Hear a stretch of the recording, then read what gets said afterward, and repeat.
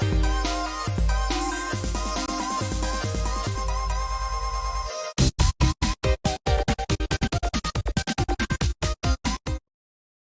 everybody, and welcome to our early comic review video. I'm Andy. I'm Matt. We're here with Infinity Flux Comics out of Chattanooga, Tennessee, and this is our big show where we show you some of the biggest and best books that are releasing this week to your local comic book store, or if you shop with us online at infinityflux.net. Either way, it's awesome. This is a great week of books. We were talking before, like we read and we were like, hey, like pretty much everything we read was like decent to great. So yeah, no duds this week. I think we each read about 24 books, and they were all like good to really good. Yeah, so solid week. So if you go to your comic book store, you're not going to be disappointed. Some great stuff, but we got to start off with some of the best stuff this week. Yeah. DCKO is so far batting 1,000. Yep. So, and the tie-ins are the same way. So we're going to start with Superman number 31, which is Superman's entry in, or the Superman titles entry into DCKO. This is a DCKO tie-in. This is from Joshua Williamson and Eddie Barrows. And this issue runs parallel to and fits really well with the Justice League Omega Act Special, Titans number 28 from last week, DCKO number 1, specifically the part in the middle where they are preparing to evacuate the planet and spending time with their families and stuff like that. This gels really well with all of that. Like, so far, everything with DCKO has just like made this, has locked in with each other really well. We see in this issue, we see things like Superman going to the Fortress of Solitude to search the Kryptonian archives for information about Darkseid and the King Omega, to try to learn something new. We see him go to LexCorp and talk to Mercy about building ships that can evacuate the planet. We saw some of that in Titans from last week. It does also help your thing is like, it's a big undertaking, all these ships and everything, and they do further that and be like, and here's some more ideas of how they're evacuating people that make a little bit more sense, specifically one of the ships they have. Yeah, because one of my not criticisms, but when we talked about Titans last week, I was like, the logistics, I'm trying to wrap my head around evacuating the planet and what that would be like, but they do sort of talk about that a little bit in here too, so it helps me feel better about that. And we also get some really nice Clark or Superman and Lois Lane moments, which has been a hallmark of this series. One of the reasons why it's one of my favorite books on the stands is, Superman and Lois just like being like the coolest, best, awesomest couple in all of comics. So we get some great moments with them. So that is a really high level view of everything that goes on in here. All of that is obviously a lot more detailed, but I'll let you read all of it for yourself, because it has there's everything in this is really cool, and the ending is really cool, and I can't wait to see how that plays into whatever's coming. If it does, or it may stay confined to this, I don't know. But the ending is really cool. So I do recommend reading this. So we always try to, when we have events like this, we always try to let you know which ones, I don't want to use the term matter, but we like to let you know which ones are important to the main story and which ones maybe not so much if you're trying to like be lean with these events. I do recommend picking this up if you are reading DCKO. It just seems like there's everything in here, like you said, fits so well with everything else that we've read so far. And plus the ending may have an impact on what's to come at some point as well. Plus, it's just really good. So I do recommend picking this up alongside DCKO number 1 and Night Fight. We've already read Night Fight number 1, and that one's really good. So we will definitely be talking about that when it comes out. But highest recommendation for Superman. I believe this one is my pick of the week.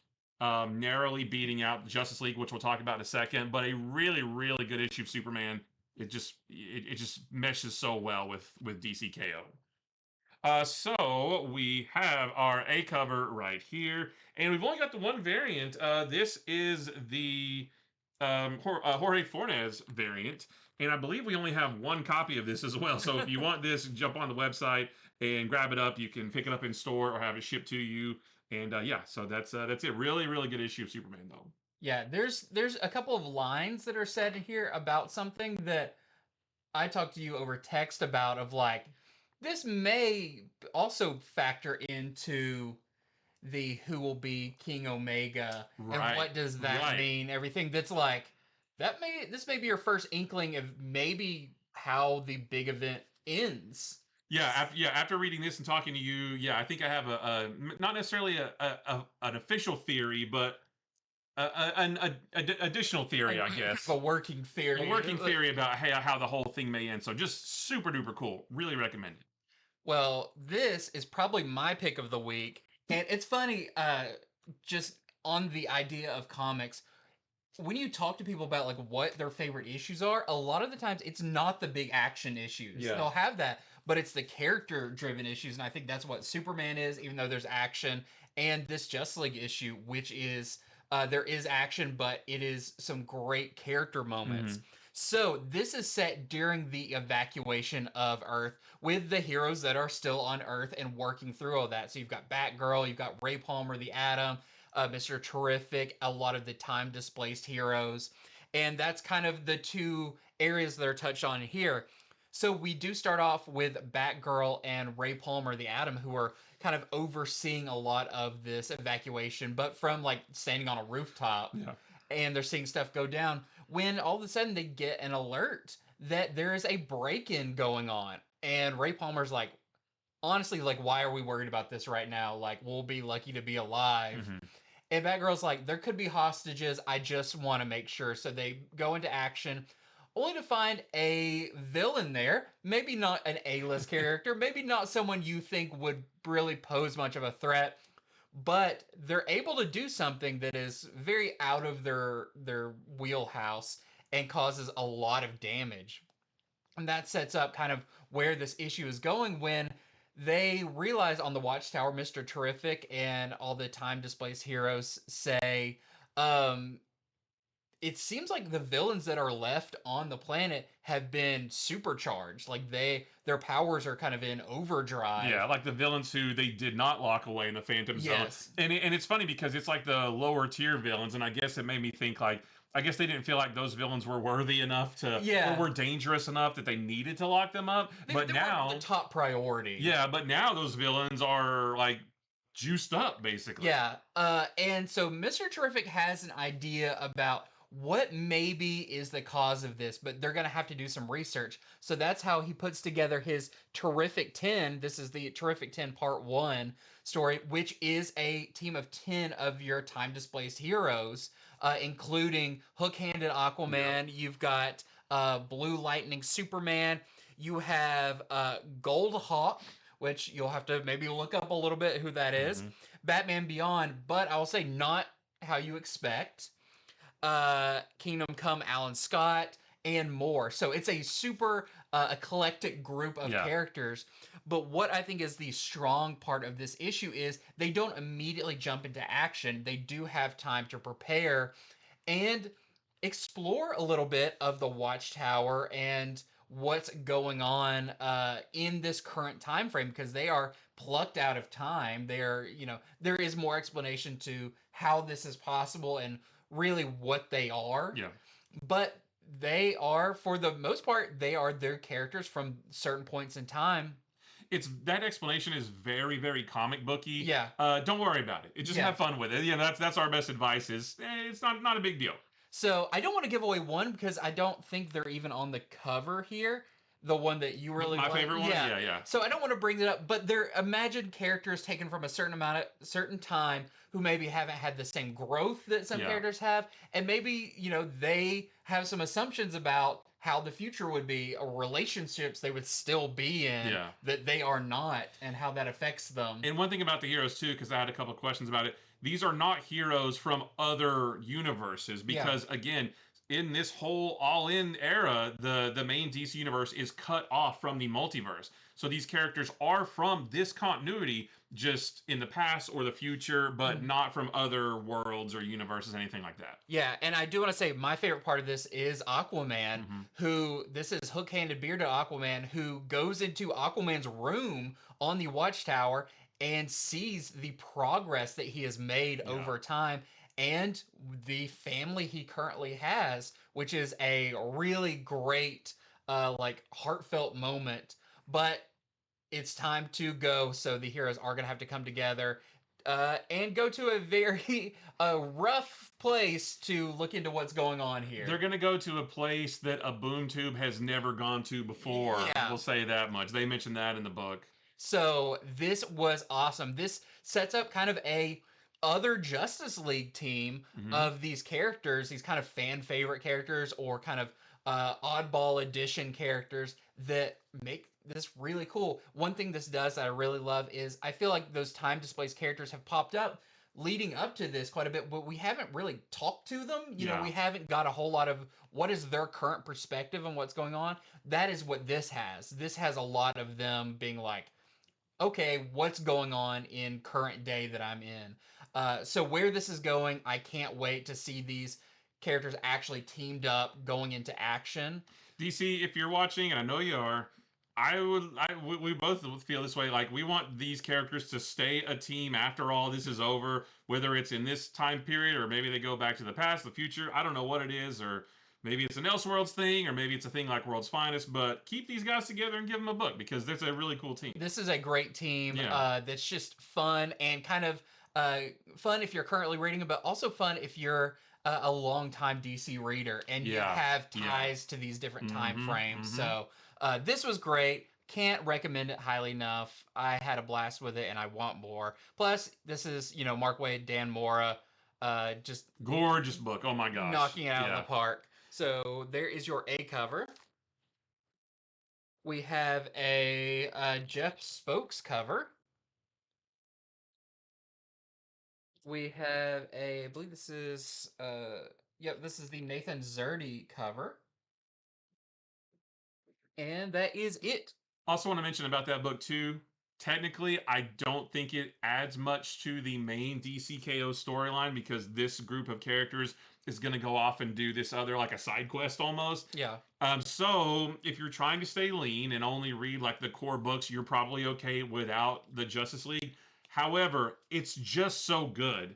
I do recommend reading it, not because it's DCKO, but because it's just a really, really good Justice League book with really cool characters. Yeah, and you know, a lot of DCKO is celebrating a lot of history of characters. We know what's coming up in the fight The All Fight month, yeah.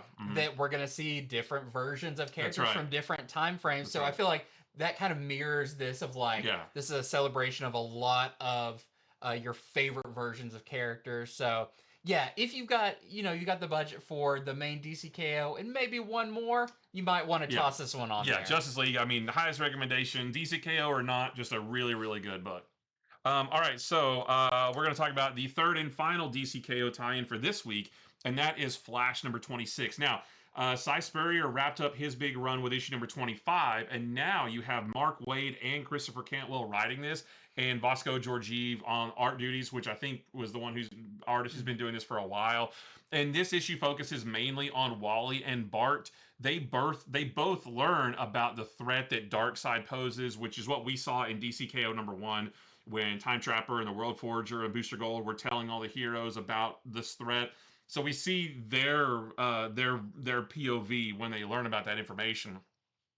But Bart, being impulsive, he thinks that he can fix everything if he just goes back in time to defeat Darkseid. Because again, in DCKO number 1, Time Trapper said that they're going to try to slow down time so that, you know, it takes longer for Darkseid to destroy the universe, basically. And Bart thinks, well, hey, if we go back to the past before, you know, back around the time of the All-In special, and if Darkseid is slowed down, we can beat him real easy because we're super fast and he's going to be really slow. So Bart just like takes off to the past, and Wally has to chase after him because it has been proven time and again that if you go back to the past and meddle with things in the past, you are going to have, most likely anyway, you're going to have a devastating effect on the present and the future.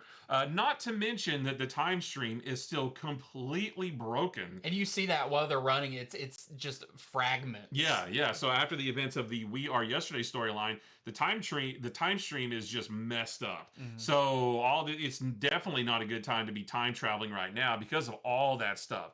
So that's just like a general overview of what this is. There's a lot of like timey-wimey Speed Force mumbo jumbo, and I say that lovingly. I'm not. That's not a negative thing, but there's a lot of that kind of stuff in here. But basically, I think there was solicitation referred to this as like Impulse is going to go back in time and inadvertently create Impulse Point, Yeah. like Flashpoint, So, and then, where it ends at the end of all this and what the ramifications are because of what Bart did is very interesting. So, I haven't read this run of Flash in a long time because it wasn't really my cup of tea, but I liked this one pretty well. It does tie into DCKO because of what Bart's doing. Again, this one doesn't seem like it's going to add much to what's going on in DCKO #1 or the main series. But this is still a worthy read. But you're probably okay without this one if you're trying to just read like the most important things. You're probably okay without this. But it's still, if you haven't read Flash, maybe pick this up. Having Mark Waid on Flash again is really cool. I don't know that he'll be writing after all of this DCKO stuff is over. I think maybe Christopher Cantwell will stay and Mark Waid will go, but we don't know that for sure. I did love going back to the DC All In special in this and seeing Darkseid with that like axe hand he had, and this was a nice full circle thing of like going back to where all of this began and seeing all that and seeing some of the pieces and how that all worked together. I thought that was really cool, and I thought this was a solid issue. Flash still got the bad costume. I hate that. I hate the red and black costume. I'll be honest. But I do love seeing Bart just being Bart and trying to do his best, but messing everything up. He means so well. His heart is in the right place, but his brain is not. And so I'm gonna stick with this though because I want to see where it goes after this. But again, you're probably okay without this if you're trying to stay as lean as possible with DCKO. But it is still very good. So this is our A cover right here, and we have this Mark Spears variant. That is Mark Spears, right? Yeah, Mark Spears variant. And we have this is the Vasco Georgiev. So that's your interior artist. So that's kind of what it looks like. Just less sunny. Right. And happy looking. Well, we wrapped up the DCKO part of the show. We are moving on into the Marvel X-Men Age of Revelation books this week, which there are a few, and we're still on the #1. So, starting off with the Last Wolverine #1. This is by Saladin Ahmed, and the art's by Edgar Salazar.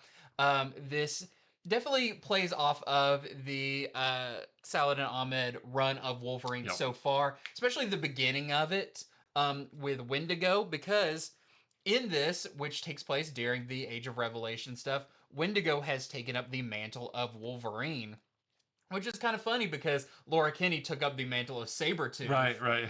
But Wendigo has become Wolverine, and he really looks up to Wolverine. We see a little bit of like the time frame between where the current Wolverine book is and the Age of Revelation, of like kind of a what if little time frame of where they worked together, and he was kind of an apprentice to Wolverine and everything, which is really cool to see. And he's very grateful for everything that Logan's done and saved him from kind of this monstrous life as a Wendigo. So Wendigo can now talk. He's fine. He's actually kind of goofy. Like he's a little bit like I mean, he seems a little bit young because I know he's younger. This is 10 years later, so he's like 20 something. Young. And he's known publicly as the Wonderful Wolverine. Yes. And he's very not as cheesy, but he's very almost like Silver Age Superman was like, you're welcome, kids, stay in school and that kind of thing. Yeah, and that kind of when you first see it, it's kind of jarring of like, oh my gosh, this is not the Wolverine I expect. He looks like a big monster, but he's really friendly, and the public knows that he's friendly. Yeah, like the kids weren't scared of him that he saved, and So in this, he does save some kids from a burning building, and in that process, they're like, "What's your backstory?" And he's like, "Well, I'll tell you." And we do see some of the kind of the moment that Wendigo first encountered Logan looking like the Age of Revelation this Logan, which he starts being like, "Hey, what's up? Why aren't you talking? This is really weird." And then that escalates into basically the darker tone of the Age of Revelation that we know. So we get most of his backstory there, but it does continue later on. There is a really interesting moment where Wendigo meets up with another X-Men and their family, And Yeah. it is really interesting that it's a X-Men character that you know very well, but never really seen this way. Yeah. And you realize that this Wendigo has kind of also been adopted by a lot of the other X-Men that are still around as like, yeah, you're Wolverine now. You know, you've kind of taken up that mantle and you've earned it and all that. So it's really cool to see like how he's integrated into it. But he's very troubled by the fact that his mentor and his friend Logan Wolverine has become this thing that is unrecognizable. But he does run into someone in this that may know a way to change that back. And that's kind of what our story in this is going to be. So I hope, you know, even though this began with a lot of Wendigo Wolverine, that this will be the story of Logan Logan. Wolverine Yeah. as well, and what happened to him. So Yeah. I'm really excited about where this series is going because this first issue does try to kind of catch you up on the missing time frame going all the way up till now and how Wendigo became Wolverine. But also going forward, I think this is going to be really cool, especially if you're a Wolverine fan and you're interested in what happened to him. This seems like the place that is going to happen. So, in the overall, what is going on with the Age of Revelation? Is this super matter? Not as much, unless you know Wolverine does play a pretty key part Yeah. in you know, Revelations machinations. He's Revelation's like main hitman kind of thing. Yeah, He's Revelation's weapon. yeah. So I think this does a lot of world building, and I think it, you know, will tie in with that aspect of it. So is it 100% necessary to understand what's going on? No, but I do think, you know, if you want to learn about some of the fringes of what Doug Ramsey Revelation is doing and how he's affecting people, I think this is a cool one for that. Yeah. So I really liked it. I thought the art was good. I think it's a little goofy, but in a good way. So I do recommend The Last Wolverine #1. We've got our A cover here. We also have this Clayton Crane That variant. looks nice. Yep. We've got this Yagawa variant, which is really cool. We've got a Mark Bagley variant, which that kind of happens. Something very similar to that. Mm-hmm. And we've got a Puppeteer Lee 1 in 25 that we're selling for $24.99. Well, continuing on with Age of Revelation, we've got not the A cover. Hold on. We've got Radioactive. Oh shoot, that's been sitting here the whole time. This is the A cover. Radioactive Spider-Man #1. So this is from Joe Kelly and Kev Walker. And this whole thing is about, hey, what's Spider-Man doing during all this? I mean, he's not a mutant, but what's he up to? So this issue starts off with Spider-Man rescuing a rebel mutant from some of Revelation's enforcers. And we see it during that sequence, and also on the cover, that Spider-Man has been mutated by the X virus. But that does not stop him from being the Spider-Man that we all know and love, helping people who in need, that kind of Yeah, thing. for the most part, his attitude and everything, this is Peter Yeah. Parker Spider-Man. Or at least outwardly anyway, Yeah. his attitude's pretty much the same.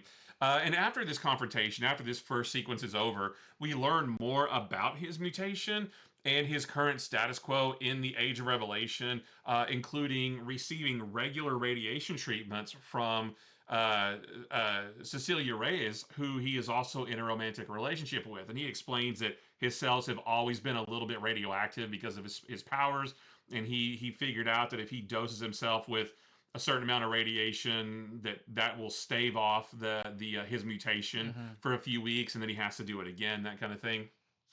So it's, you know, the middle part's kind of like him managing his current state in the Age of Revelation. But a little bit later in the book, he gets an alert that one of the laboratories there's a laboratory that is holding something very, very special to him, and that laboratory gets broken into. He gets an alert about it, rushes off to deal with that, and I will leave the rest for you to read. But you know, I don't know what you expect, but it's not that. it's not that, yeah. So he rushes off to deal with this, and there's a little bit more after that. So I like this very well. This doesn't really add much into the main Age of Revelation storyline because it's over here dealing with Spider-Man, right? And Spider-Man's not part of all the mutant stuff. But I've been a lifelong Spider-Man fan, Spider-Man fan my whole life, so I always want to know what is Spider-Man doing during whatever event Yeah. is going on. So if you're the same way, then this will tell you exactly what Spider-Man's doing during all this. Yeah, I think this one is, if you're, like, I have to know exactly what is going on in the main thing. Yeah, it's not that, but again, more world building, more of seeing kind of what is the outer territories of this world seem like. And I thought it was a fun Spider-Man book. Just in general, Yeah. he's got a couple extra arms, but he still feels like the Spider-Man you Still know and Spider-Man. love. Still And shooting webs, and yeah, it's great. He even uses his little arms with the webs too, yeah. which is And fun. I like Kev Walker's art in this. I like how he draws Spider-Man. Kev Walker doesn't always click for me with everything he does, but in this one, I very much liked it. The suit, the way the webs don't really connect. It's almost like Superior Spider-Man, where the webs are a little bit more chaotic. Yeah. They're thinner, and they're disjointed, and and then the little arms and like everything. Like it's really good. It's really good. So there's our A cover right there, and we have this. Is that the Yagawa? Yep. Yeah, that's the Yagawa cover. And then this is the Corey Smith cover. It's kind of a over dramatized depiction of him getting his radiation treatments, basically. And then this is this is Kev Walker right here. So that's kind of what he looks like in the main book. Nice homage to John Romita Sr. about Less gassy though. Right. And then this is the 1 in 25 Dolly cover that we're selling for $19.99. It doesn't explain the weird little green lights. Why he has the little. And he's got some in the back of his head. Maybe that's where the connections go or something. I don't know. It doesn't really explain that. Also, knowing where from the solicitations where the series is going, bringing in Miles and Gwen. Oh, that's right. I forgot about that. I don't see how that ties in with this yet. No, because it sounds like they're maybe even against Peter. Yeah. So where this ends, it feels like it's telling a different story. So I'm very interested in issue 2 and 3 to be like, how is this all connected? I hadn't thought about that. Maybe Miles and Gwen have been corrupted by Revelation, and he sends them after. I don't know. That's just a guess, but could be. Where this ends, it feels like there's a different story to be told. Yeah, right. That is, I turn the page, it's like, wait, what? Yep. Okay, now here is one. Next up is X-Men Book of Revelation #1 that I do think is fairly important to the main plot of the Age of Revelation story. Yeah, I'll go ahead and say this is my favorite of the 4 Age of Revelation books. I really like this one. So this is by Jed MacKay, which, I mean, it should kind of tell you there. That's the architect behind this. Jed MacKay and Netho Diaz. So that is your X-Men artist and writer team. And this is really cool. So if most of the X-Men books, the Age of Revelation books, are from the standpoint of kind of the good guys up against Revelation, this is a little bit behind the scenes of what is going on with Revelation and the people behind his, his wall or in his kingdom. In this, we meet a character named Elbecca Voss. She's a young girl who has just been brought in to be a new... I wouldn't say chorister. Chorister, because I think of choir, but it's a chorus. Chorister, because we saw that one was killed in one of the first books. It was the Age of Revelation Overture. Yeah. So she's come in, and we don't get a super, big idea of what her exact powers are. She does look different. She's got like blue skin.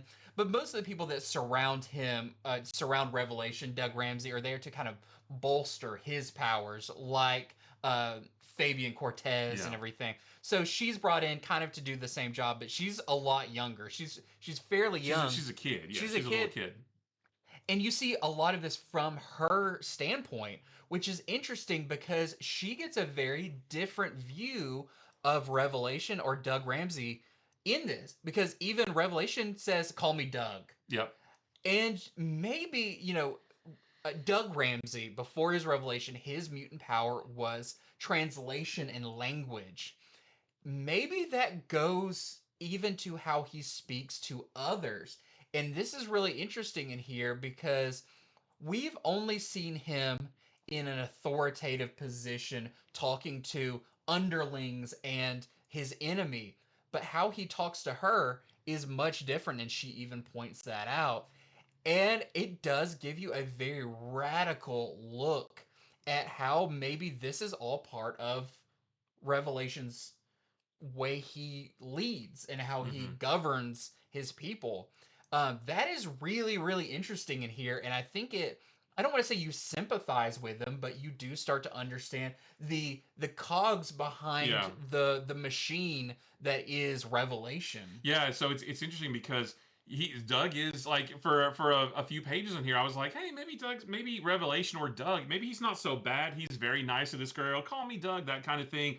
But we also see him giving a speech to a large crowd of people where he straight up tells them lies. Yeah, And we know they're lies because he gives them one accounting of a thing that we've already seen, and we're like, wait a minute, that's not how that yeah. event happened. But you're telling them that it did. So it's like, well, I want it's he seems nice, but we also know that he's very not nice, but he comes across that way, and it's really Yeah, cool. it's a very like in front of the audience and then behind the scenes with him, and I would say it does make his character more complex than a traditional bad guy. Yeah, he's not a mustache twirling villain, but he's also not a bad guy with a heart of gold or a Yeah. bad guy that means well like Thanos in the MCU. You know, it's like, oh, he's doing bad things, but he has a good reason. It's not either of those things. Yeah. It's different than that. So that's all really interesting. The other funny thing that happens here is Fabian Cortez, who is just a butt. Like Yeah, he is just a he's jerk. a jerk. He just is mean and tries to scare this little girl just basically because he can. And he does tell her about the ghost of Philadelphia, which we kind of had our theories going into what that was. But there may be some truth to this rumor, this myth of this ghost that you'll see in here. I mean, it's not really a spoiler. There's a variant cover that even kind of gives it Yeah, away. you figured out pretty But easy. it was really fun the way it was presented to this. Yep. Now the other, But I want to know why the Ghosts of Philadelphia is the way that they are. I want to know the backstory of that. It has to do with the X-virus. mutation, Yeah. but it kind of maybe works out in benefit for this character. The other thing that happens that I think may end up being a big part of, because there's still more. Yeah, there's still more. Is there is a visitor that comes to Revelation from Araco, which is Mars. Yep. If you know about that, Apocalypse still rules Mars. Mm-hmm. So, what does that emissary come and have to say? And I feel like that may play a pretty major role, because there's no way it couldn't play a major role in what he's doing. And it follows really nicely with the first story from that World of Revelation one shot, where it's not a spoiler now, but the Professor X learns about what's going on Earth, delivers the message to Apocalypse, and Apocalypse is like, hey, that's not great. We need to do something about it. This is kind of the next phase of that. Yeah. So, really good issue. Really it's good, meaty. Great art. And it does a great job of giving you a large scale look at like a lot of these stuff going on with Revelation and his territories, but also about our character Rebecca Voss and a more personal stuff going on with her. And then where it ends, I'm really interested to see what's going to happen. Maybe she's going to try to make a break for it with some help. So I don't know, but this was really, really cool. So out of maybe all the ones, like Amazing X-Men is definitely the top of like, this is where the story is taking place. I think this is pretty, close to that. It's not as important, but I feel like this could become that. Yeah. In the zeitgeist of which ones should I get if I'm trying to stay lean, I do recommend this one. Yes. So great issue. I mean, you could have almost guessed that just by looking at the creative teams and be like Jed MacKay. Yeah. Okay, yep, he has the authority to do some big stuff. Yeah, if the architect of the entire thing is writing a book, you probably want that book. Yeah. So here is your A cover. There's some great covers for this. Here is your cover with the Ghost of Philadelphia, which I really love, and I can't wait to see more of that. Super great, yep. Okay, this may be one of my favorite foil covers we've got. It's great, yeah.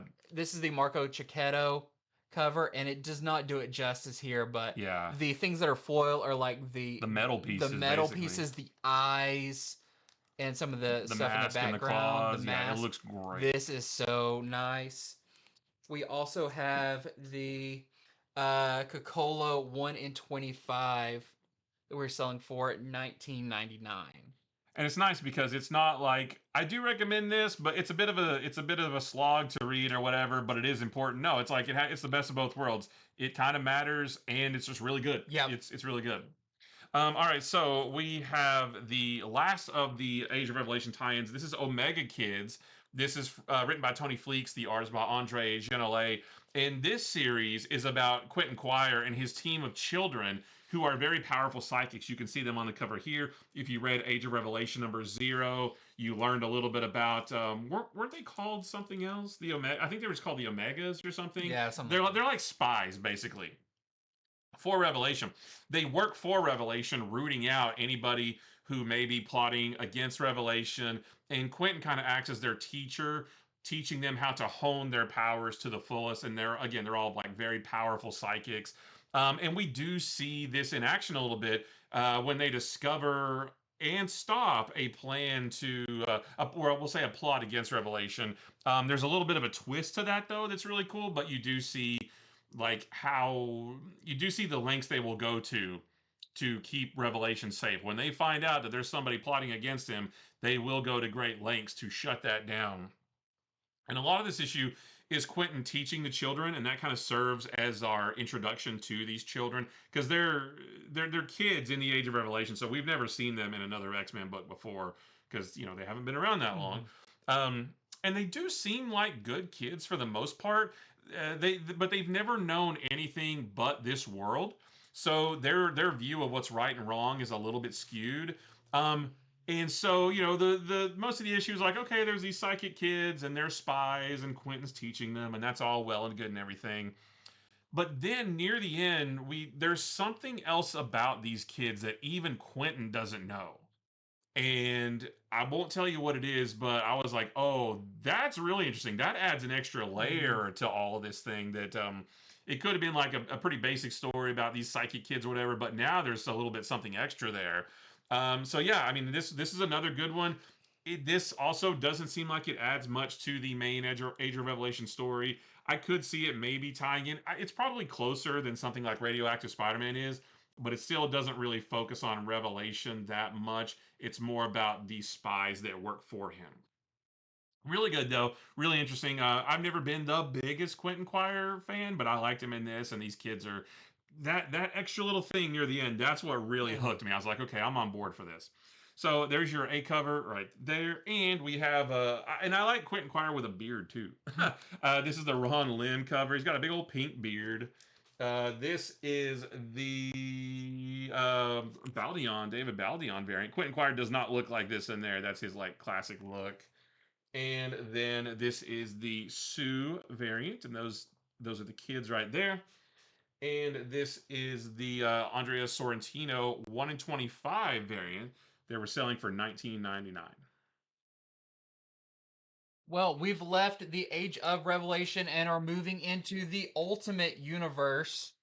And I'm going to kick it off with Ultimates number 17.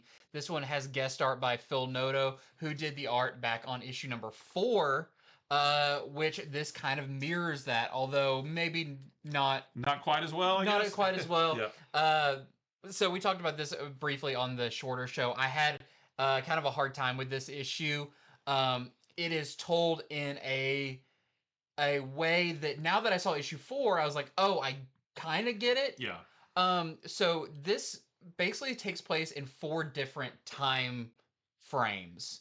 Now where issue 4, maybe there was further gaps between the time frames that made it a little bit more obvious. This was a little bit harder to follow because it is usually 4 panels on a page. Yeah, like long panels, 1, 2, 3, 4. Issue number 4, every single page was boom, boom, boom, boom. It was much more clear. This one does some stuff that I kind of think breaks some of the comic rules about how one panel leads to another, and it made me think that they were connected. Yeah. But once I understood it, which was only right before this video started, I went back and read part of it again.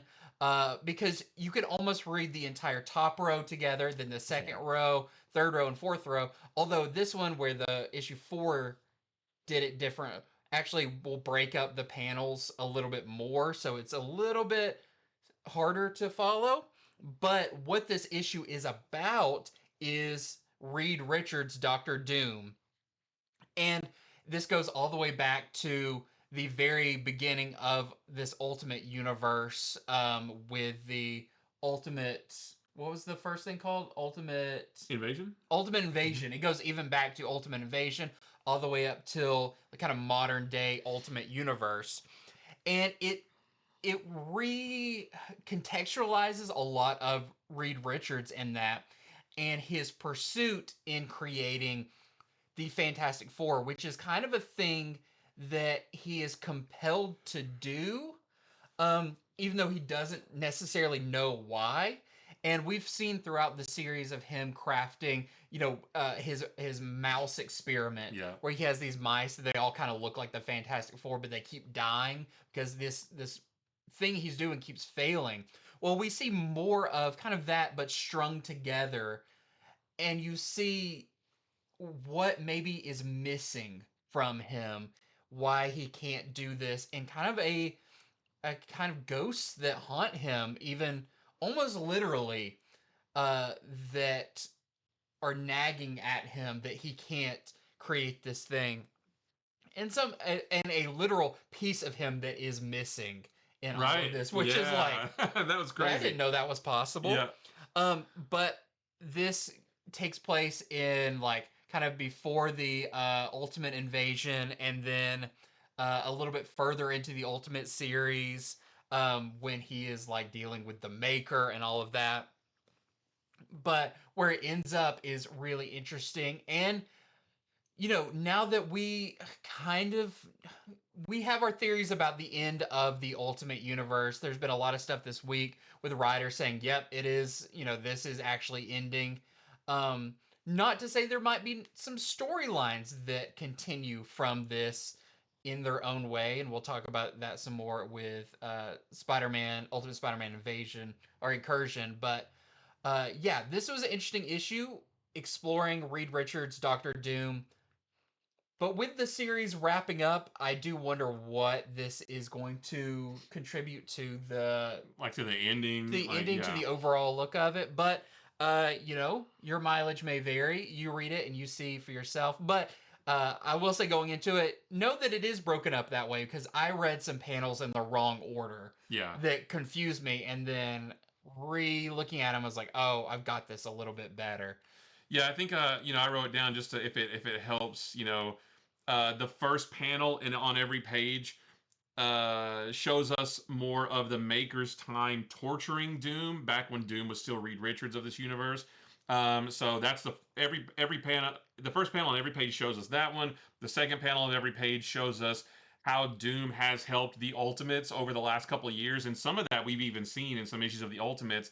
But there's an added element that we never saw when we were reading those issues. The third panel is in each page is probably the most spoilery one, so I won't tell you about that one.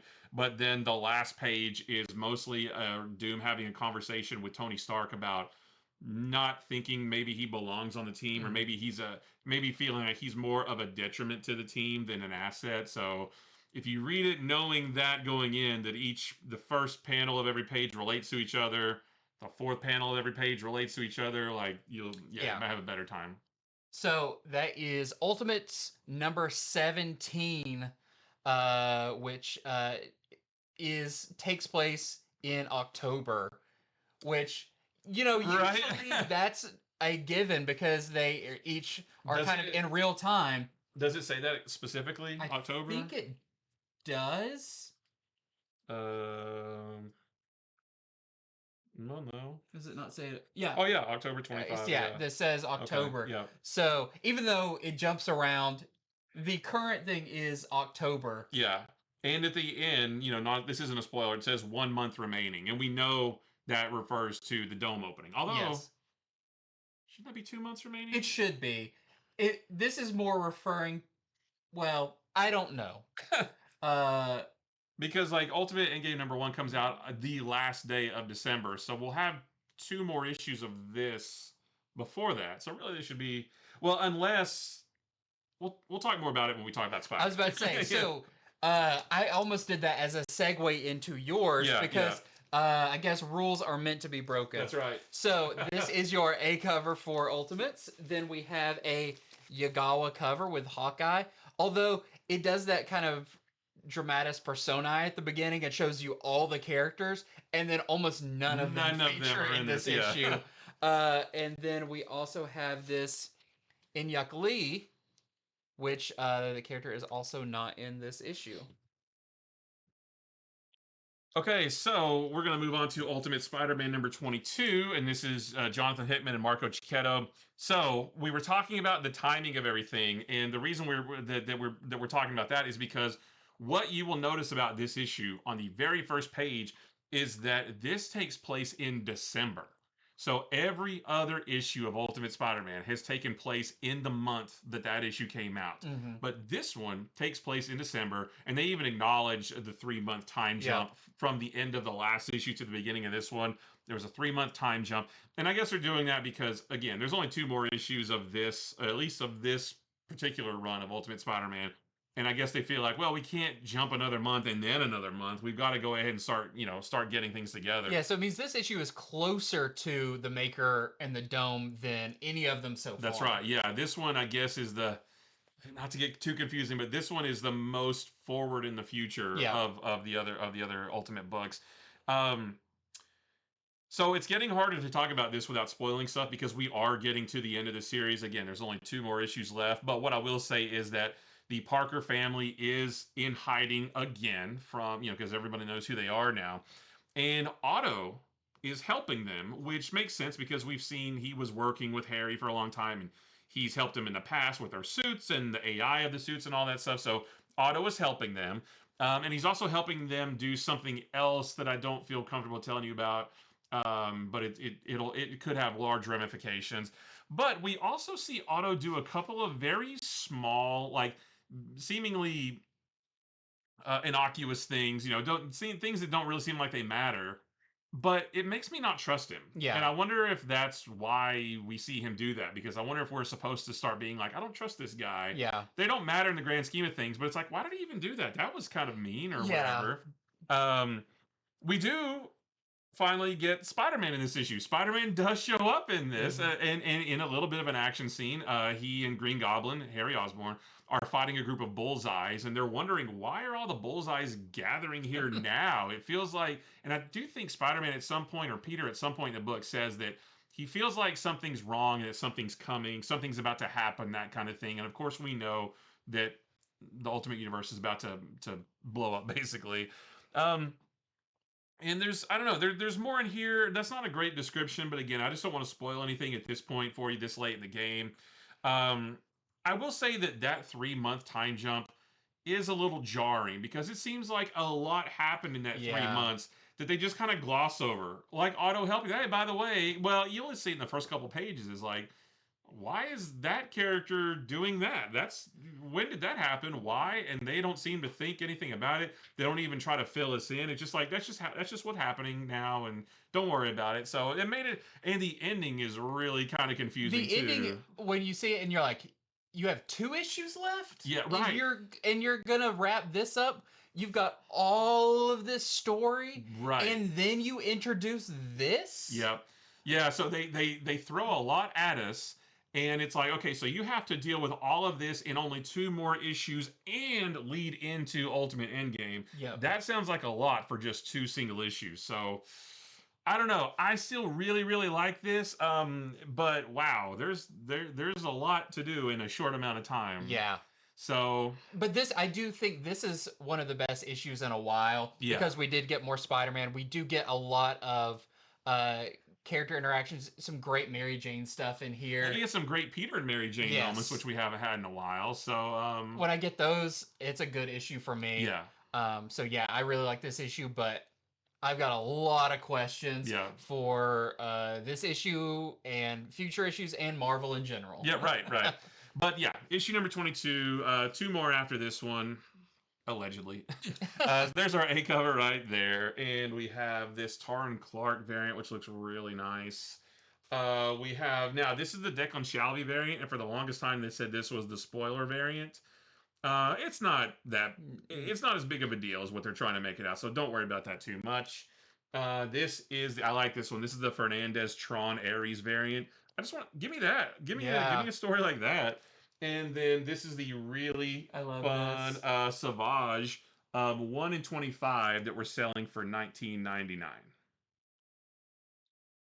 Okay, well, we're getting to the final issue of Ultimate Spider-Man Incursion, and our whole question through this entire thing of, but you know, it can be a fun story, it can be all of that, but this was kind of a big deal to bring Miles Mm-hmm. into the new Ultimate Universe. What was the purpose of this, and what does this mean for all of it? Well, I don't want to get too much into the kind of the wrapping up of the main story that's been going on. There's fights, there's all of that, the stuff with Billy, Yeah. him trying to save his sister.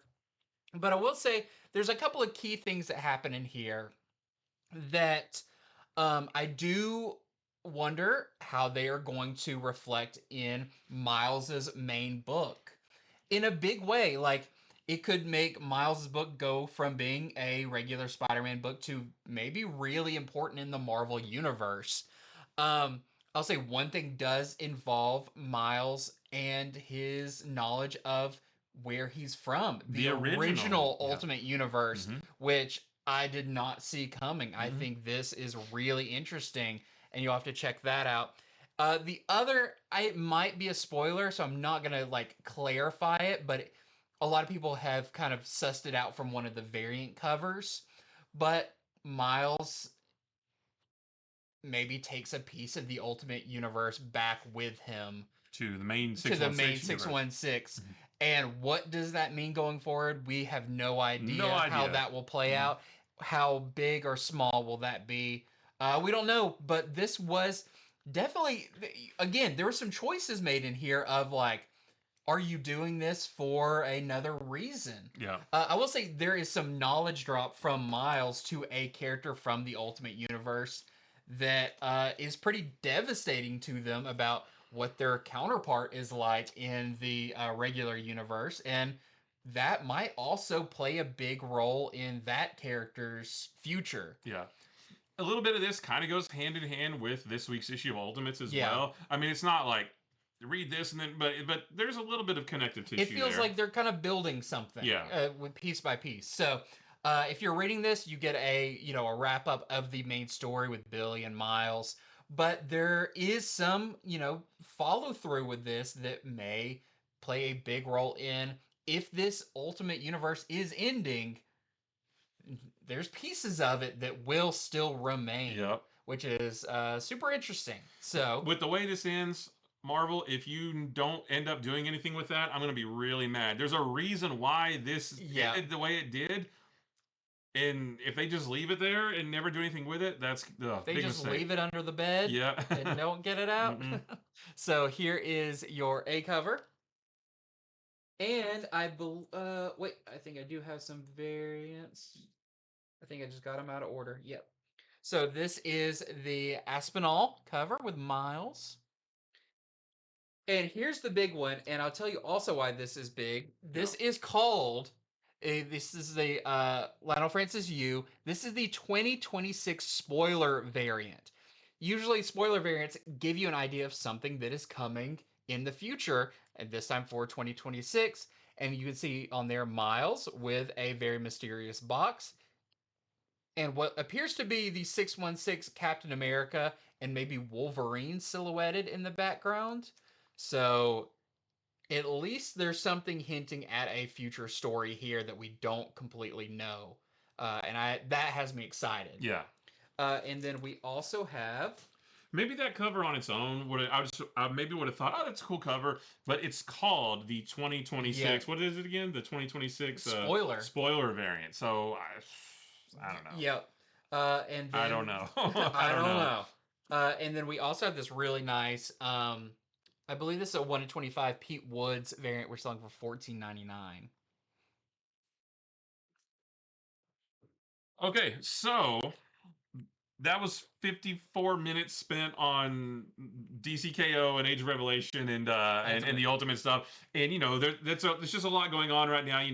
Marvel and DC, they both have their big events and stuff like that. So we wanted to make sure that we covered all the bases, let you know what to read and what you maybe don't need to, that kind of thing. So sorry that was this part of the show was so focused on all that stuff, but it's just it's all coming out all at once, and we want to give you the best information about all that stuff as possible. But we have some other great books that aren't related to any of that stuff. And one of those is Hello Halloween. So this is a one shot from Boom Studios. This kind of falls in line with the Hello Darkness series. And this is, like I said, a one shot that has 5 or 6 different little short one and done stories that are perfect for Halloween. The first one is written by R.L. Stein, and the art is by Carola Borelli. And it's the Graveyard Club. We get another Graveyard Club story where the kids plan to hold a party in a graveyard. But that gets shut down by the local sheriff. They plan instead to dress up as zombies and just like scare people as they're trick or treating. But they might not be the only ones doing that, and has a pretty creepy ending there. There's a story called Ouija.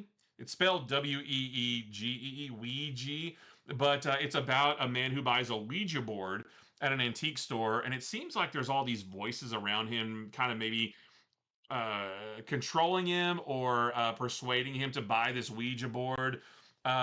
There's this double page spread with some pretty horrific imagery, and then an ending that is that maybe you don't expect. There's a great story called Johnny Pumpkin Time from Sean Patrick Boyd and Elijah Henry, where this weird character named Johnny Pumpkin Time just all of a sudden one day pops up on everybody's phones and gets them to start doing challenges for money. But the challenges get more and more disturbing, and they're like almost drawn to doing this. It's almost like a possession kind of thing. But there's this one kid who doesn't have a phone because his parents won't let him, and thus he's not under Johnny Pumpkin Time's influence. And Johnny Pumpkin Time does not like that, so he's going to try to fix that. There is a story called Billy Pritzker Talks Too Much from Paul Elor and Neil Vendrell, and it's about this boy named Billy Pritzker. He moves to town, and he's telling all the kids at his new school that the best way to celebrate Halloween isn't by trick or treating and getting candy, but rather playing pranks on different houses, TPing and egging and that kind of stuff. Well, this one group of kids decides to do both. They say, hey, we're going to get candy, and then we're going to double back on those same houses and then prank them. And that doesn't turn out to be such a great idea for them to do. And you'll have to read it. So, very cool Halloween story. Just like little one and done stories. Perfect time of year to read this. So, if you're looking for something like that, definitely check this out. I had a lot of fun with this. So, there's our A cover right there. We have the Jenny Frison variant right there. This is the Drew Roush variant. And then we have a virgin version of that one. And this is the 1 in 10 De Luis variant that we're selling for $9.99. Well, and we do have an absolute That's book right. this Yeah. week. This is Absolute Wonder Woman number 13. This actually kicks off a new, I believe, two-part story Mm-hmm. called The Price. This has guest art by Matthias Bergara, which has a very interesting style, very unique style for this that I Yeah. really like. And in this, you have Diana and Etta and Barbara and Steve Trevor and all of them. They are in kind of, it feels like Wonder Woman's clubhouse now. Right. And they're researching Themyscira. What are the myths about it and what might be true, as Wonder Woman's still trying to uncover more of her past. Um, but there is a new, like, radio alert system that they've installed because she wants to be able to go out and help people. And so she's kind of listening over to it as it goes off. It's basically like a Google alert that's tied into their headquarters, and Yeah. just like sort of when something happens, it just alerts all through the building, and she races off. It's pretty neat. So there's something that is going down in Reno, and she rushes off to do it, blows past everybody. And when she gets there, she discovers that there's a building that's been burned, and people there are it's hard to explain. They're dark. Yeah. They're moody. They're Like they're acting very negatively, yeah, maybe a little bit violent, not yeah, so violent, but just just a little bit. darker Yeah, thoughts, that kind of thing. And even Wonder Woman is starting to feel this as she gets closer, only to discover this lightning creature that's kind of humanoid, but very like abstract lightning is hmm, there. And she immediately draws her blade, even though she's like, "That's not me." I don't immediately go to violence. yeah. Um, but soon, the thing goes away.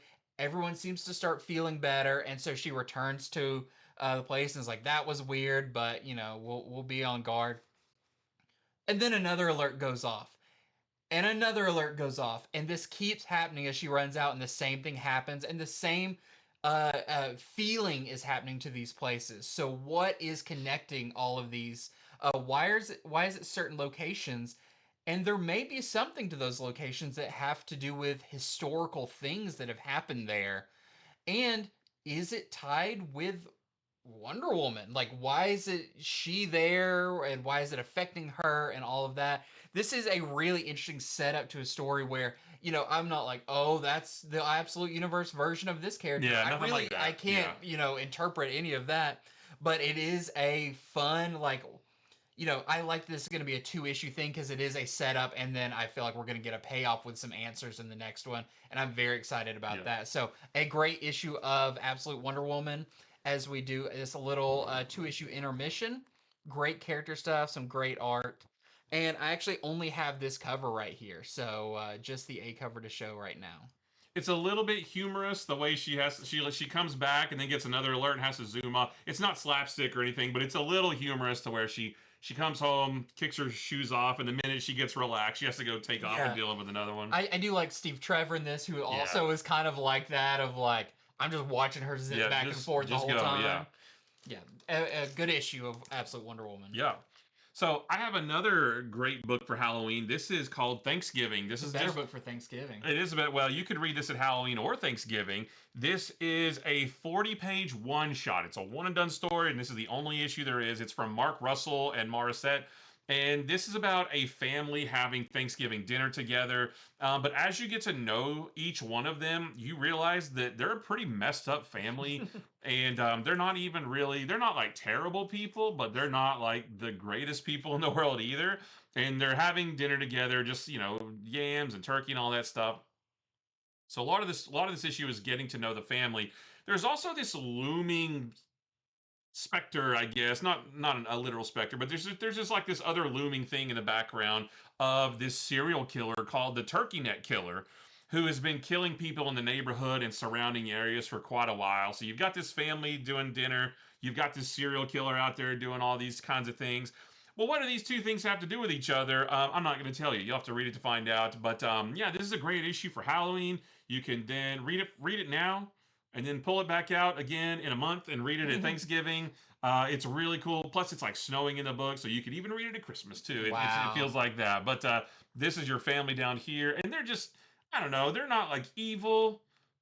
Well, they're not, but they're just like, I wouldn't want to hang out with that person. I wouldn't want They're to. They're unpleasant. unpleasant, yeah. So really cool. Just one and done, fun little spooky story. So there's your A cover there. This is the Morissette variant right there. And that's it. That's the only covers I have. Well, next up, I have a really fun book. This is Star Wars Jedi Knights number 8. And this book is doing a lot of really fun experimental things. And this issue is actually told in first person as you, the reader, are kind of looking through the eyes of a character. So you're through the eyes of a young, force sensitive girl named Suna, and we actually follow her as some Jedi come to her planet and they talk to her about what it means to be force sensitive and that they can help her. You see her first person talking to her parents, and they're saying, "We just want what's best for you." And the only thing a parent truly wants is for their kid to like flourish and do great things, and this might be your opportunity to do that. So it's really cool because you actually see sometimes like her hands out in front of her, or she looks down in a puddle and you see the reflection, so you know what she looks like. um and you see her go off with a couple of Jedi to begin her training I guess, at the Jedi temple on Coruscant, but they get intercepted along the way by some pirates. And it's really scary, and there's a lot done with the first person perspective that's really cool. It almost feels like you're playing a first person Star Wars game. So I won't tell you what happens there, but I really love the format of this, and the art is phenomenal. Like, everything almost has a fisheye lens, so you get that idea of nice colors. Colors are great. There's particularly when you see one of the pirates, I looked at it, I was like, that is just a great face. It's a great coloring on this character. But the other big thing about this is it is the first comic appearance of Kelleran Beck, who is the Jedi that It's from him, the right? Mandalorian, saved Grogu from the Jedi Temple.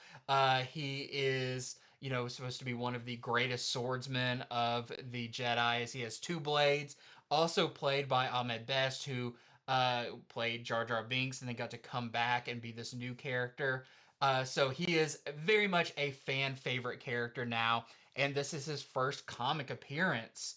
I believe we're going to be seeing more of him in some live action stuff coming up. I hope so. I liked him in that one episode. Yeah, so I think this is, you know, if we're talking about key comics, especially for Star Wars, first appearance of Kelleran Beck is going to be a great one. So here is your A cover, which is also kind of a first person. You get a little bit of that fisheye lens there as well. They're just laying down, looking up at Yoda. We also have this Dan Jurgens variant. It's really fun. We've got the Torin Clark, the like lightsaber variant. And we have the hey, that's actually him variant, the photo variant. Oh yeah. With I wish I would have called that. Hey, that's that guy. That's the real thing. All right, I have got Skinbreaker #2, Robert Kirkman and David Finch and Elisa Leone on colors.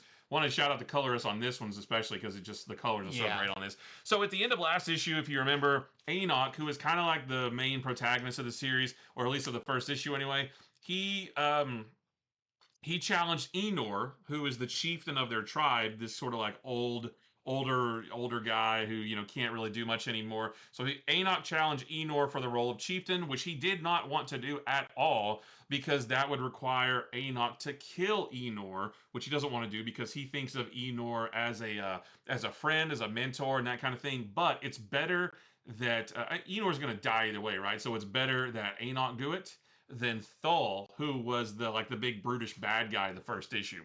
So with all that said, in this issue, we see the duel between Enoch and Enor, and Enoch's still having a tough time with it. It's pretty emotional. Yeah, he almost doesn't even go through with it because he's like, I just cannot bring myself to kill my friend, mentor, chieftain. He can still do so much for us, but he has no other choice. So I won't tell you what happens with that duel, but I will say that this issue does give us a bit more of an idea as to what the overall story of the series is going to be, and it is not at all what I expected. No, there's something that happens in here, and it's like your mind expands to being like, I get this book way more. And again, I feel like this is a thing that like Kirkman comes out with some fresh ideas because I did not. There's a 2-page spread followed by a 2-page spread that between those will make you kind of think differently about the whole series and what this is going to be about. Yeah, and it's still a simple story. It's very simple, which I like. That is a good thing. It's not like crazy lore dumps and all this stuff. But if the story continues on the trajectory that this issue sets, then I think it'll be much more epic in scope than what I originally thought. And of course, it's beautiful. David Finch is raising the bar on what can be done on a comic book page. The colors by Annalisa Leone are fantastic. So, if you like the first issue, definitely get this one, and you'll see what we mean. But you will not, like, I never in a million years would have guessed that would have happened. Yeah. So, and it's not a gimmick. No, it's not a gimmick. It's not like they're aliens and then humans. It's nothing like that. It is set in this world. It's only this world. But the story does something that I just did not expect to happen at all. Really good though. Highly recommended. So there is our A cover right there. This is another. That's David Finch right there. We have this Tony Moore Yep. 1 in 10 that we're selling for $8.99. Love Tony Moore. We have a Di Felici 1 in 25 that we're selling for $19.99. And this is the 1 in 50 Eric Canetti that we're selling for $49.99. This is another great series. Yeah, doing its own thing, Yep. not connected to anything, just a good fun series.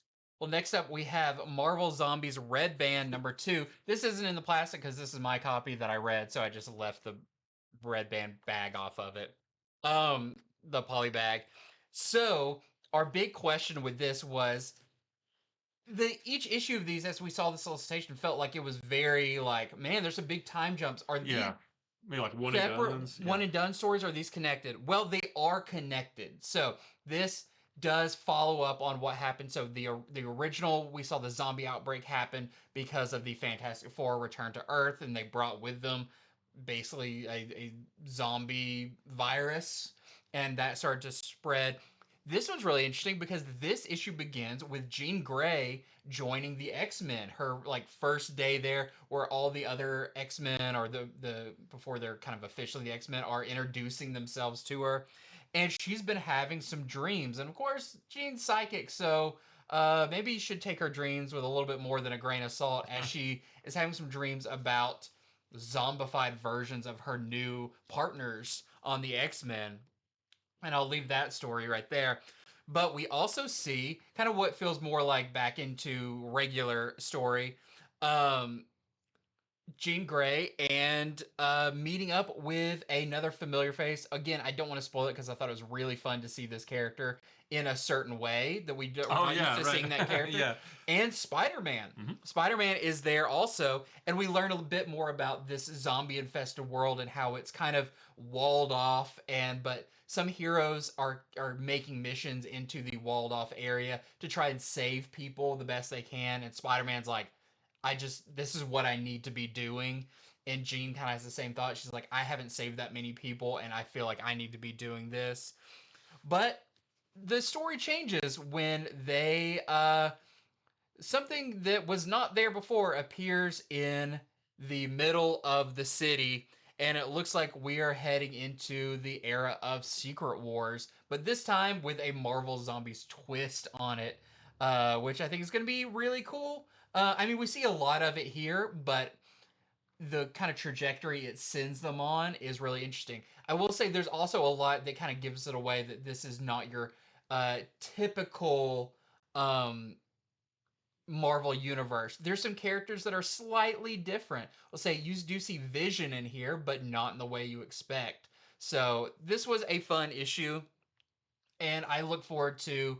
We know that we're kind of getting a like Infinity Gauntlet style story coming up, That's the and next issue, I think right? that's the next one because we see Thanos. But remember, in the end of the first issue, we saw Silver Surfer. It seemed like not related to anything as he flies out in the middle of space, and he notices there's no stars anymore. Well, that is Ooh, also touched back on here, and that's kind of a bigger story that I want to hear about. So, interesting. yeah, Marvel Zombies Red Band #2, and we've got some variants for this one. So we have a Scott Hepburn cover. And you do see like Spider-Man's wearing his black suit on the cover of this, but they don't get into that, which I wonder like, are we gonna get to that? Oh yeah, Because it feels like that's kind of the main takeaway from yeah. Secret Wars. We have a Warren cover,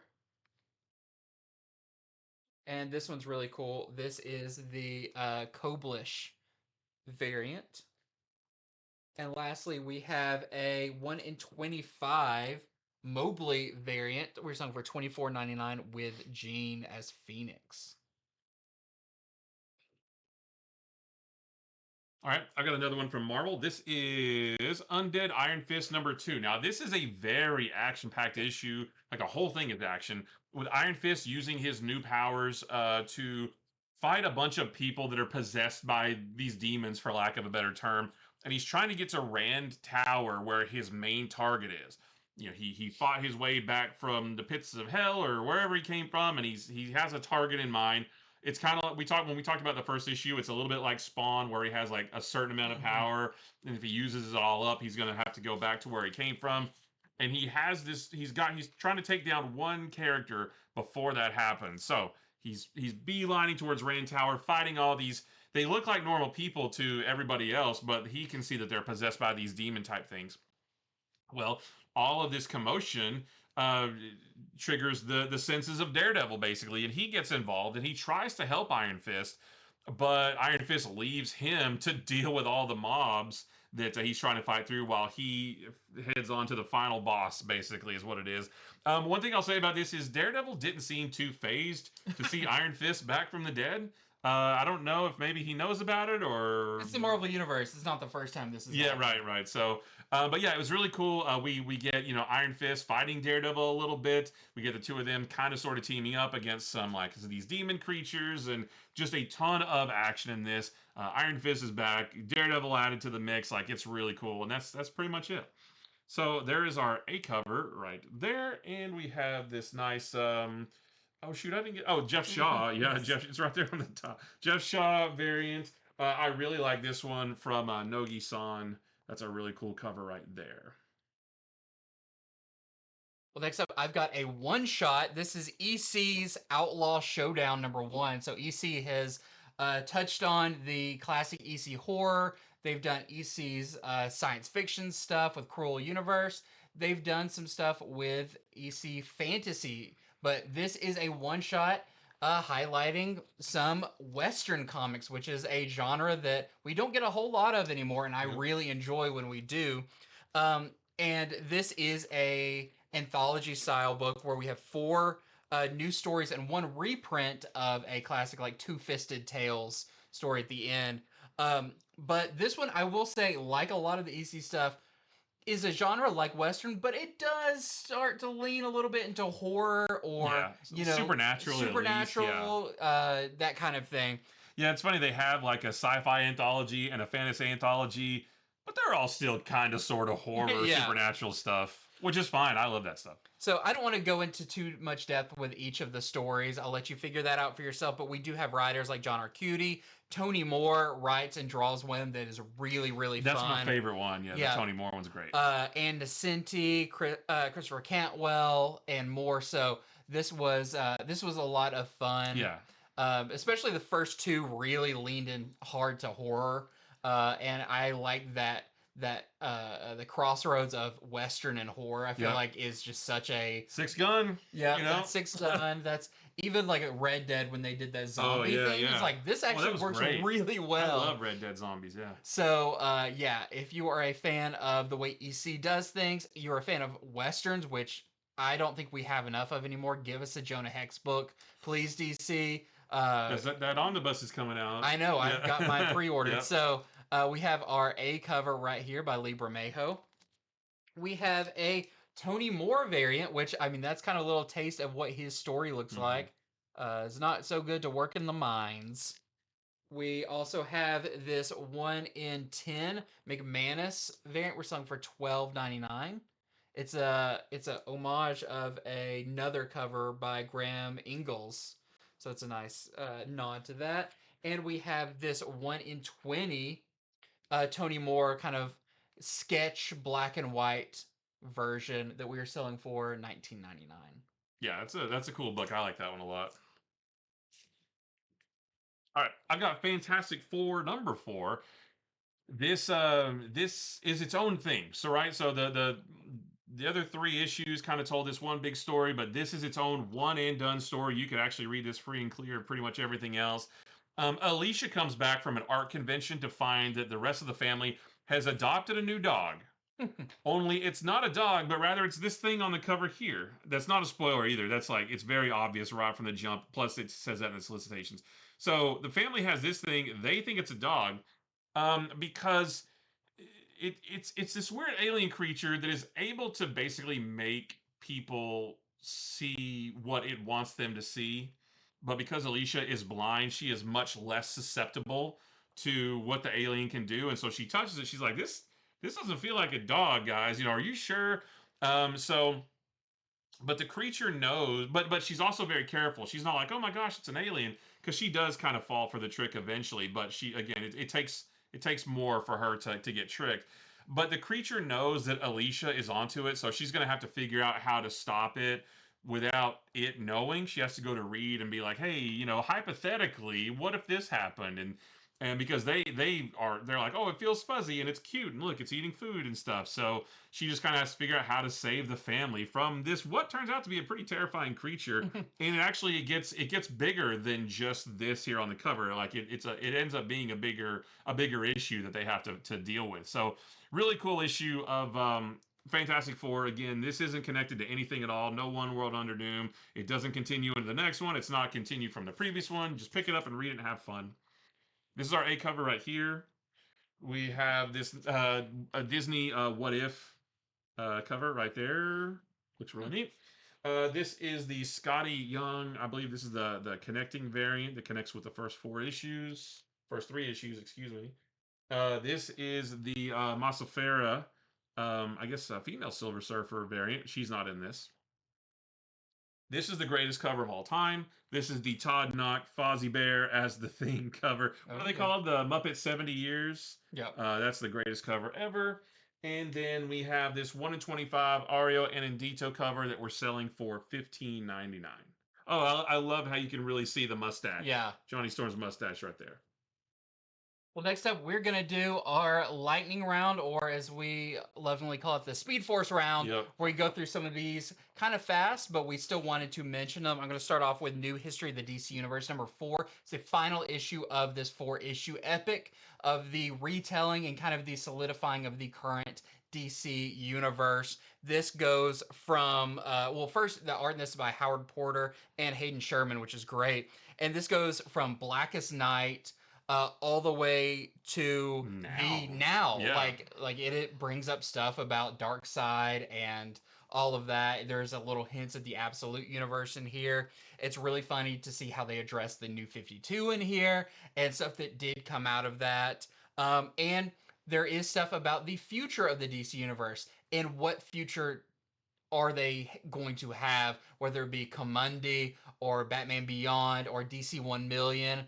It's all up in the air as the future is still in flux. So just a great issue rounding this off for New History of the DC Universe. I think everyone should have this in their catalog for reference and just because it's a ton of fun. Well, just real quick, Murder Podcast number 2 is out this week. We actually did not get a chance to read this because something happened and we didn't get any A covers. And when we pull our books together, we only look at the A covers. And when we were getting all the variants together today, we realized, oh my gosh, we've got some variants for this. So I don't know what it's about, but we love Ignition Press. So sorry we didn't get a chance to read this. But if you read the first issue and loved it, issue 2 does come out this week. Next up, we've got a new book by Steve Orlando called Warwolf, and this is about a character named Tommy. He's got really bad luck in relationships and jobs until he gets a job being a security guy. That's really boring. He just sits around until aliens show up. They kind of beam down right where he's doing security. And because of kind of clumsily going through it, he defeats these aliens. And everyone thinks he's a hero, and that is only good until more aliens show up, and they all look to him to be their savior. So, new book from Steve Orlando and Marco Perugini. Nailed it. Yep. From Mad Cave. And I'm not sure why it's called Warwolf yet. Well, we've got Immortal Legend Batman number 3. This is my favorite issue of the series so far. This version of the Riddler has taken over this castle that Bruce Wayne lives in, or that he owns anyway, and Batman has to solve these riddles inside this big castle in order to stop the Riddler. What's really cool about that is it's actually interactive because the reader, can try to figure out these riddles as Batman is going through them as well. You can try to figure them out. If you can't figure it out, just keep reading. It doesn't tell you the answer right away, but there's a page in the back that tells you what the answer is and how you could have found it, that kind of thing. So a really cool, like, interactive story with Batman and solving riddles. I would love like a series of this. It's kind of weird that they put it in this title in the middle of it, right? But really well done Riddler story. Next up, I have Creep Show Volume 4, Number 2. Just want to let you know this is out. Another 2 fun, scary stories just in time for Halloween. So if you've been enjoying Creep Show, there is another issue out this week. We've got Predator Kills the Marvel Universe number 3. I've been enjoying the heck out of this series, and in this one, the Hulk takes on a group of Predators, which is really cool. Wolverine returns to the X Mansion to see that it has been devastated by the Predators. We saw that last issue. And the Predators launch an attack on Earth's infrastructure. So, power, communications, travel, that kind of thing. So, they're not just attacking the heroes, but they're attacking the planet itself. And yeah, really cool, not connected to anything, just cool Predator versus Marvel heroes. Lastly, for me, I have Star Wars Tales from the Nightlands number 2. Another great horror tie-in, but this time in the Star Wars universe. And the last one took place like in prequel era. Now this one takes place during the original trilogy, as Luke has these like hallucinations of Anakin and Vader. Han's there, Leia's there. So I know the next one is going to go into the sequel trilogy with Finn, but this one was really fun with really crazy cool art. So if you've been reading it, don't miss out on this one. I love the mix of Star Wars and horror. Well, I've got a couple more. We've got No Man's Land number 2, and in this one, the murder investigation in the middle of nowhere continues. Right in between where Alaska borders Russia. Not really well with that ice bridge there. But Agent Collins, who is the FBI agent, meets his KGB counterpart, a woman named Sonia Fedro, and they start to examine the body together. And we do get a glimpse at who may have been responsible for the murder that they're investigating. And it does not look like your average serial killer. There may be something much more mysterious there. So don't miss out on No Man's Land number 2. We also have Exquisite Corpses number 6. And this may be my favorite issue so far. This one focuses heavily on Gamer Kid, who is one of the killers in this whole thing, and his murder drone, for lack of a better term. This kid is completely unhinged, and he tries to corrupt Jason, who is the kid that he's with. Tries to get him to do some things that he wouldn't normally do as well. So if you're reading Exquisite Corpses, don't miss the next issue. We're about halfway done at this point, and I really like this one as well. And shoot, I can't find Detective Comics number 1102 comes out this week as well. I don't know where I put it in here, but I really like the first part of the new story they're telling. So yeah, I don't know where it went, but Detective Comics I'm just gonna watch you 1102 flounder. also comes out this week. Well, that is it for a big week. Yeah. This was an awesome week of books, like we said at the top of the show. Like, pretty much everything we read, we really enjoyed. So you can't go wrong when you head into your comic book store or infinityflix.net and pick up some of these books. We knew going into October, all the big events, gates are open, they're all flooding in, but thankfully they've all been really good so far. So thank you so much for watching. Make sure to like and subscribe if you haven't to see more of these awesome comic content multiple times a week. Head over to infinityflux.net right now where you can place your orders for these books. They're live while supplies last up there right now. And join us on Wednesday Yeah. as we do our early top 10 or in a flash comics that you can pre-order by this weekend, which we've got another jam-packed week of stuff. So don't miss out on that. And Found it. you couldn't sleep at night if you couldn't do that. Detective Comics 1102 also comes out this week. And with that, to put a button on it, Yep. we will see you next time. Bye. Bye.